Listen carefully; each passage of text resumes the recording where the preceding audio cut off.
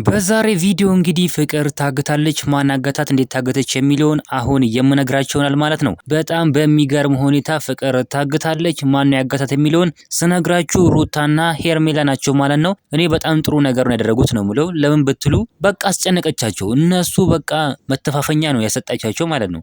አብርሃምን ወስዳባቸው በጣም በሚደብር ሁኔታ ማለት ነው። በጣም በሚገርም ሁኔታ ማለት ነው የተጫወተችባቸው ትገኛለች። አብርሃምን ወደ ራሷ ወስዳ ማለት ነው። በጣም የሚገርም ነገር ነው እንግዲህ ፍቅር እስከዛሬ ያደረገች የነበረው ነገር ግን አሁን እነ ሩታኔ ያው ጥሩ ነገር አይደለም፣ ሰው ማገት ጥሩ ነገር አይደለም። ነገር ግን ቢሆንም በቃ ጥሩ ነገር ነው ያደረጉት። እምቢ አለች በቃ ሩታ ትናንትናም ነገረቻት፣ ከትናንት ወዲያም እንደዚህ ነገረቻት፣ ልኳን ነገረቻት። ነገር ግን የሚገባት አይደለም። እውነት ለመናገር ከሆነ ፍቅር የሚገባት ሰው አይደለም ማለት ነው። ስለዚህ አሁን ያላቸው ቻንስ እንግዲህ ማሳገት ነው። እሷን በቃ ስነ ስርዓቷን እንድትይዝ እዛው መንገር፣ ፍቅር ስነ ስርዓቷን ይዛ እንድትኖር እዛው መንገር ነው እንጂ ሌላ ነገር ምንም እንትን ውስጥ መግባት አይደለም ማለት ነው። ስለዚህ እነ ሩታ ትክክልም ባያደርጉ ያው ትክክል ነው ብለን እንወስደዋለን።